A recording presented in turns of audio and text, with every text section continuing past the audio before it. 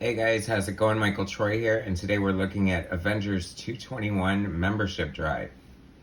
Okay, so there's some significance to this for two reasons. On a personal level, I really think that this was my first Avengers comic book that I got myself. My brother introduced me to comics, so I would always look through his. I was immediately drawn to the art and always looked at the art, and then I eventually started reading the captions, or not the captions, the speech balloons, and then I graduated to the captions. So basically, not only have comics taught me how to draw and given me a lifetime of love for the medium, it's also probably taught me how to read as well. And I'm sure a lot of people learn how to read on comics, so I think that the educational value is seldom or often overlooked when it comes to comics. But I love this. This is such a classic cover. It's been parodied and homaged many times. And significantly, this is when She-Hulk joined the Avengers.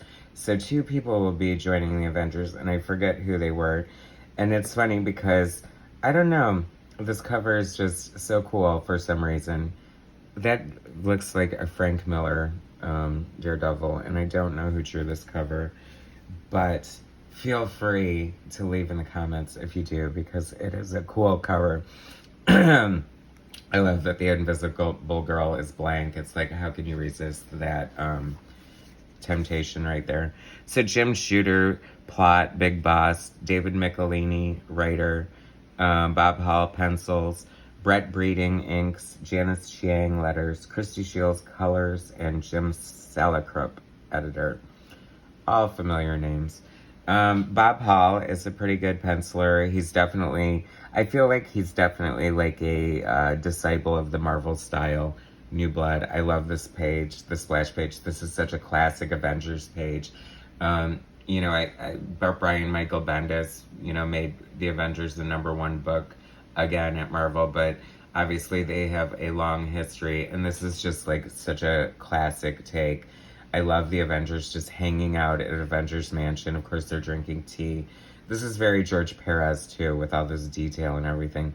But you've got the, I don't know. It's just funny to see Thor walking around in that Avengers Mansion for some reason. Brett Breeding is the inker. He reminds me kind of of Bob Layton with his finishing. He does a lot of like zip-a-tones and kind of a lot of patterns and stuff. So hopefully we'll see some more of that throughout. His reflections in the armor and the way he draws metal surfaces very much reminds me of sort of like Bob Layton, if you know what I mean. Wasp, I've always loved the Wasp. I don't know why. She just seems like the heart and soul of the Avengers. And is she like footing the bill? I kind of always thought she was footing the bill. Or I guess, is it Tony Stark? That's more modern. Who can tell? There's been so many changes and redos and revamps and everything. It's like hard to keep it straight. But I have to say I love this inker. He's definitely, you sort of always know when it's him just because of the little flourishes he has.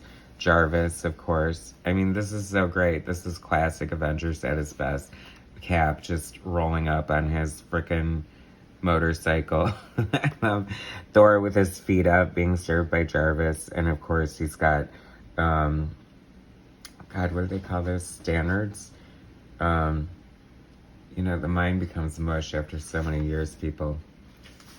I don't know, but anyway, him drinking ale or mead or whatever is hysterical. Oh my God, what a sign of the times. How high-tech she's on her, like, Macintosh from 1947 with the humongous font on the screen. Oh my God, that is so hysterical. I love it. This is actually just like a really fun issue. If there's a villain, he might show up at the end, but like you got Spider-Man thwarting these muggers here. Just really great stuff. I'm definitely familiar with Bob Hall, but I mean, I think he's like definitely like more old school, definitely Marvel style. Lower on my radar, I have to say. This is so fun. I love this. Like, here's all the girls. Jan's entertaining the girls. Like, I love it. Just Sue Storm showing up at Avengers Mansion, getting out of the limo in costume. And then you come into the living room, and then there's Dazzler and Spider-Woman and Black Widow just chilling, eating hors d'oeuvres. Gonna have a membership drive today. But there were just some fun character moments here, like this little interaction between Dazzler and Spider-Woman. Now I'm beginning to know why I bought this issue, because I've always been such a fan of like all the superheroines, and She-Hulk is there. And what an issue to get with She-Hulk joining the Avengers. I love this guy answering the door, and like there's 7-foot She-Hulk.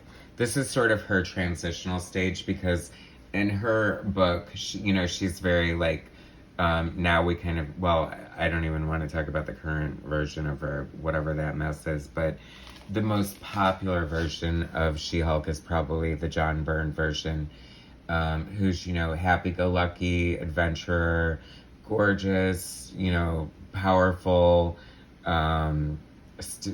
stays a lawyer, just like perfect example of like female empowerment. She gets these powers from her cousin. He thinks it's a curse. She enjoys it. And actually, John Byrne owes a lot to Roger Stern, who wrote her that way in the Avengers, which is funny because this is the membership drive and Roger Stern is not writing it, and I would have thought otherwise, but this is hysterical. This guy runs in here and She-Hulk has a grip of hors d'oeuvres on a tray, and he like knocks it. You spilled my snack. I don't know why. I'm just living for these little moments. And I guess if Jim Shooter plotted this, you gotta give him credit for that. But this is what I'm talking about with the Brett Breeding inks, with this sort of like zipatone that's all vertical lines like that. Because as I say over and over again, if you watch my videos, like back in the day, the inker would have these screen tones on like transparencies. They would cut it out with an X-Acto knife and then scotch tape it onto the board. So it's particularly ambitious to me when you're using 2 different screens on one page, don't you think? Dazzler. Anytime Dazzler shows up, it's a good thing. I love it. This is actually noticing all the story beats, and Jim Shooter is very controversial, but I think he deserves a lot more credit than he gets. He definitely, it was definitely one of Marvel's heydays during his tenure as editor-in-chief. And I mean, I can't, he was controversial, but he must have done something right to produce all these great hits. And he just had, he wanted comics to be good. He didn't want to control everybody, but he wanted certain things, He wanted the characters, the readers, it to be reader-friendly, and, just taking into account that every comic book is someone's first comic. So you have to introduce the characters and basically sum up who they are and what their powers are, just so there's no confusion. I mean, but give your readers some credit, right? A lot of times you can jump in and just... God knows I wasn't born in 1961 when Marvel Comics started out, so I had to get it together and figure it out when I read all my back issues, right? This is a riot. Okay, this is hysterical for a couple of different reasons. So She-Hulk just picks up this convertible, no problem. Of course, she's She-Hulk. She's, almost as strong as the Hulk. Why not? But then, is she smoking over here? They don't even allow smoking at all in Marvel Comics, so it's kind of funny to see her just standing there smoking in silhouette. But anyway, okay, so I guess that was when Hawkeye and She-Hulk joined the Avengers, and it was a fun, great period.